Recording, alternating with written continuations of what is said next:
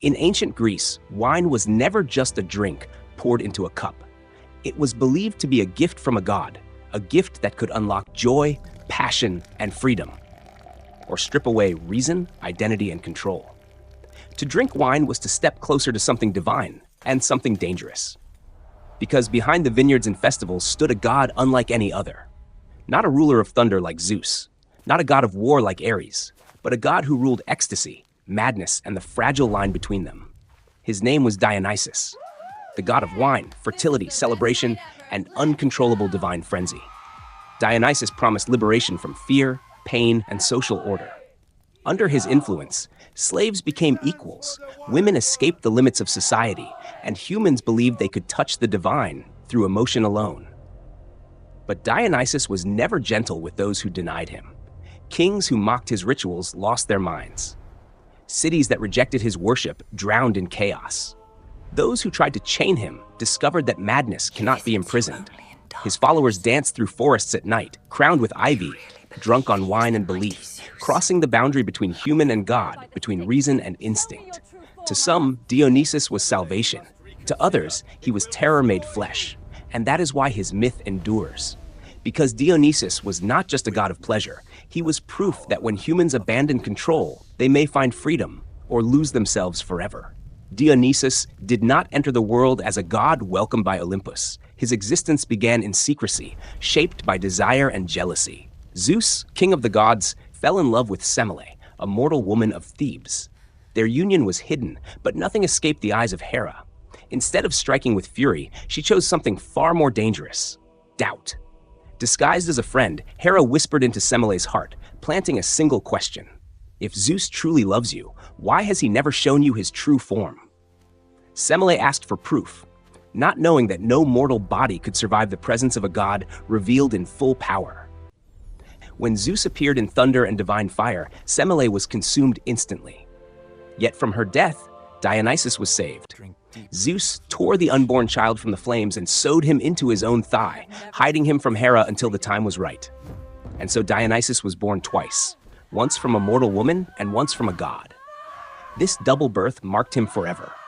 He was not like the other Olympians. He did not belong fully to the heavens, nor fully to the world of men. As Dionysus grew, his power did not manifest through war or domination. It emerged through emotion. He discovered the vine, the fermentation of grapes, and the strange transformation that wine awakened inside the human soul. Wherever Dionysus traveled, he taught people to drink, to sing, to dance, and to surrender control. His followers gathered at night, deep within forests and mountains. Women became maenads, crowned with ivy, their minds freed from fear, identity, and restraint. Satyrs followed him, creatures of instinct, laughter, and desire. In Dionysus's presence, society collapsed.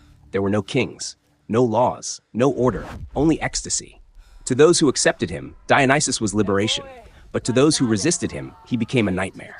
In Thebes, King Pentheus mocked Dionysus and denied his divinity. He attempted to ban the rituals and imprison the god himself. Dionysus did not answer with force. He answered with madness. Pentheus was driven into delusion, convinced to spy on the forbidden rites. Lost in the forest, surrounded by frenzied maenads, he was torn apart by hands that no longer recognized him, including those of his own mother. Others learned the same lesson in different ways. Pirates who tried to sell Dionysus into slavery watched as vines wrapped around their ship, as wine flooded the deck, and as the god revealed his true nature. In terror, they leapt into the sea, transformed forever into dolphins. Dionysus did not punish out of cruelty. He punished to reveal a truth humanity feared to face: that the forces of emotion, desire, and chaos cannot be denied, and that when humans try to suppress what lies within them, madness will answer in its place. Dionysus was not a god meant to be understood easily. He was not a symbol of simple pleasure or careless joy. He was a mirror, reflecting the parts of humanity that civilization tries to hide. In a world ruled by order, laws, and reason, Dionysus reminded humans of something older, something wild. He taught that emotion cannot be buried forever, that desire cannot be erased by rules, that madness is not always a curse, but a force that demands recognition. Through wine, music, and ritual, Dionysus allowed people to escape their identities, even if only for a moment. And from those moments of ecstasy, Greek theater was born, tragedy, comedy, and the art of confronting human suffering itself. Dionysus survived not because he ruled Olympus, but because he ruled something closer to us. He ruled the fragile balance between control and chaos. Even today, his presence lingers, in celebration, in addiction, in the human desire to lose control and feel alive. Dionysus asks a question that has never faded with time. What happens when we deny the chaos within ourselves? Because to ignore Dionysus is to invite him back in his most dangerous form, not as a god, but as madness.